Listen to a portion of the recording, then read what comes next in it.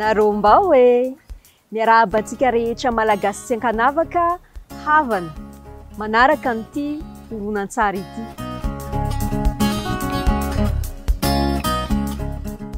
Poety rebely, mpanao silamo poezia avy any Atsimo andrefana any.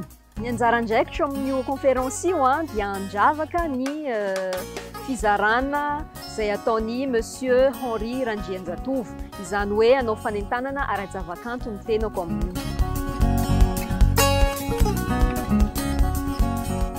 Ny tokony andraisantsika anjara amin'io conférence io voalohany aloha satria tanora ny tenako, dia tanora ny tena hoe entaniko sy resahako hoe tsara foana isika tanora liana amin'ny fomba malagasy, amin'ny fototra maha-malagasy, ny hasinantsika malagasy satria miainga avy amin'ny fahafantarantsika ny tenantsika no ahafahantsika mamakivaky ny fiainana, miroso amin'ny tanjona rehetra izay ho tratrarina.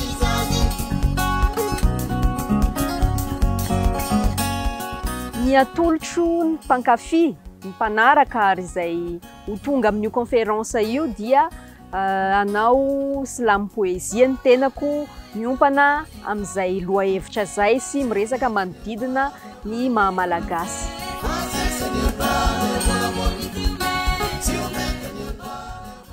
Ho antsika rehetra liana amin'izany kolontsaina malagasy izany, na ihany koa mety hoe tsy liana fa manana firehan-kevitra tsy mitovy mahakasika ny maha-malagasy, dia entaniko foana hoe tongava, afaka hiady hevitra atsika ao, afaka hifampizara hevitra. Dia ny hevitra moa terabary miankina amin'ny fifampizarantsika ohatr'izay no ahafahantsika mahita ny marina sy mandroso bebe kokoa amin'ny maha-malagasy atsika, dia manentana ny rehetra, ny kely, ny lehibe, ny tanora, ny efa nijokony ho tonga hiaraka hanatrika n'io conférence io miaraka aminay. Amin'ny alatsinainy 7 May ny fotoanantsika any amin'ny Solim Hotel Anosy. Tongava ary!